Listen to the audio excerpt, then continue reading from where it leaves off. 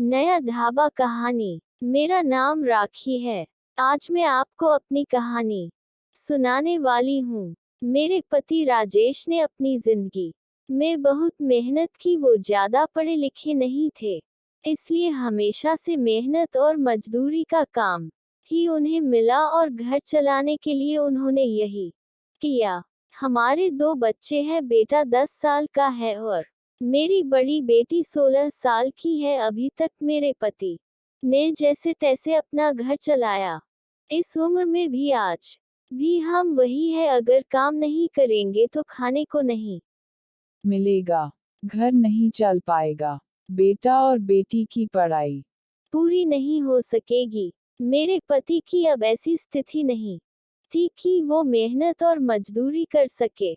उनसे अब यह काम नहीं होता था। अब हम क्या करेंगे, कैसे अपनी जिंदगी को आगे बढ़ाए, कैसे कमाए। मुझे और मेरे पति को यही चिंता खाए रहती थी। नौकरी नहीं है तो अब क्या। फिर मुझे एक दिन बैठे यह ख्याल आया कि क्यों न हम एक छोटा सा ढाबा खोल लें, शहर के बाहर, जहां से वाहन और गाड़ियां आती जाती है। वहां टिन का छोटा सा छपरा बनाकर चाय और खाने का एक छोटा ढाबा खोल सकते हैं। मैंने अपने पति से यह कहा। उन्होंने कहा कि दुकान खोलने के लिए पैसे। मैंने कहा टिन का छपरा लगाना है, बस उसके लिए पैसे लगेंगे, बाकी सारा खाना बनाने का सामान हम घर से ले जा सकते हैं। थोड़े पैसे मैंने अपने परिचित से मांगे ताकि हम अपना छोटा सा ढाबा शुरू कर सके। उनके मन में अभी भी संकोच था। वो बार बार मना कर रहे थे, लेकिन मैंने कहा हम एक बार कोशिश करते हैं और ज्यादा कुछ नहीं लगेगा। कुछ दिनों तक मनाने के बाद वो मान गए और हमने एक छोटा सा ढाबा शुरू कर दिया। पहले दिन में और मेरे पति वहां अपने ढाबे पर बैठे थे, लेकिन कुछ खास लोग नहीं आए। ढाबा छोटा और ऊपर से सभी खाने वाले पहले ही अपने ढाबे फिक्स किए होते हैं कि उन्हें कहाँ रुकना और कहाँ खाना है। हमारा पहला दिन निराशा भरा था। कुछ दिन ऐसे ही गए। कोई इक्का दुक्का लोग चाय पीने रुका करते थे, लेकिन इतना नहीं होता था कि हम उससे अपना घर चला सके। मेरे पति फिर से किसी काम की तलाश में लग। उन्हें एक काम मिल गया जहां पैसे कम थे लेकिन कम मजदूरी थी। उन्होंने वो कर लिया, लेकिन मैंने ढाबे पर जाना नहीं छोड़ा। अब मैं अपने बेटे और बेटी के साथ वहां जाने लगी। हमने हिम्मत नहीं हारी और धीरे धीरे कुछ लोग हमारे यहाँ आने लगे। 1 महीने में ग्राहक और भी ज्यादा आने लगे। कोशिश करते करते अब हमारे यहाँ रुकने लगे थे। उन्हें घर जैसा खाना मिल रहा था, इसलिए हमारा छोटा सा ढाबा चल निकला। मेरे पति जितना कमाते उससे ज्यादा अब ढाबे से कमाई होने लगी। देखते ही देखते हमने जो छोटा सा ढाबा खोला था, उससे हमारी आर्थिक स्थिति में बहुत सुधार हो गया। जो कर्जा लिया था वो भी उतर गया। हमें एक नई उम्मीद मिल गई कि सब कुछ अच्छा चल रहा था। ढाबे को खोले 6 महीने हो गए थे। हमारे चेहरों पर रंगत आ गई थी, लेकिन फिर ऐसा कुछ हुआ जिसके बारे में मैंने सोचा भी नहीं था। एक दिन घर से जब हम लोग ढाबे के लिए जा रहे थे, तब मेरे पति कहते हैं, ढाबा आज से बंद, कोई भी अब वहां नहीं जाएगा। यह कहते वक्त वो बड़े ही गुस्से में थे। ऐसा गुस्सा मैंने उनके चेहरे पर आज तक नहीं देखा। मैंने बोला क्या हुआ, क्या बोल रहे, इतना अच्छा हमारा ढाबा चल रहा है, आपको क्या हो गया है आज।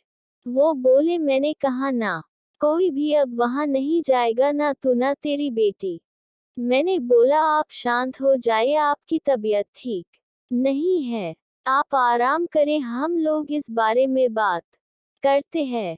वो और ज्यादा गुस्सा हो गए, कहा कि कोई बात नहीं होगी, मैं जितना कमाता हूँ उतने से घर चल जाएगा, तू अब वहां नहीं जाएगी। मेरे पति का ऐसा रूप मैंने पहले नहीं देखा था। उस दिन मैं ढाबे पर नहीं गई, लेकिन जब वो शाम को आए तो भी उनका मुंह उतरा हुआ था। मैंने सही समय देखकर उनसे बात की, पूछा क्या हुआ, आपको ऐसा क्यों बोल रहे हैं।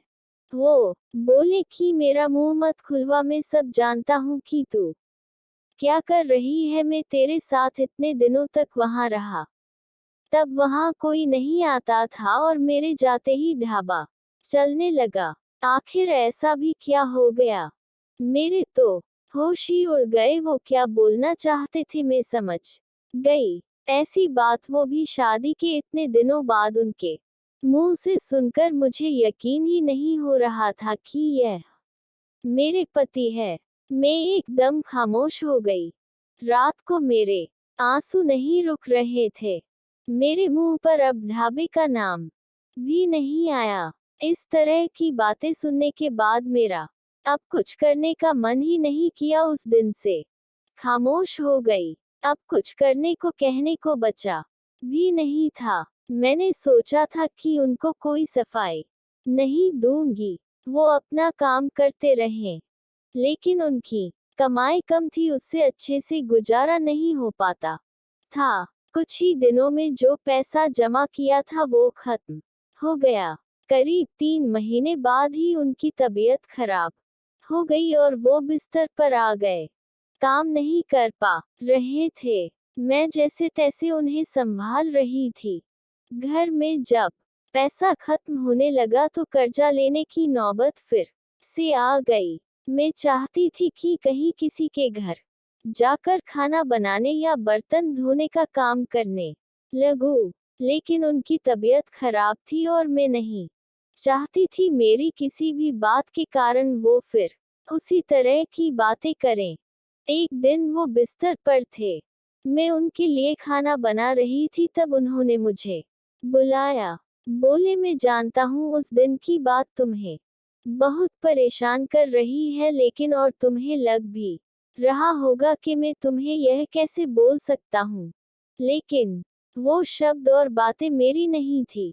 मैंने कानों में ऐसी बात आई थी, अपनी रिश्तेदारी में ऐसी बात हो रही थी। मैंने अपनी बीवी और बेटी को अकेले वहां छोड़ दिया। उन्हें देख लोग रुकते हैं जिससे कमाई हो रही। इस तरह की बातें मैं बर्दाश्त नहीं कर सकता।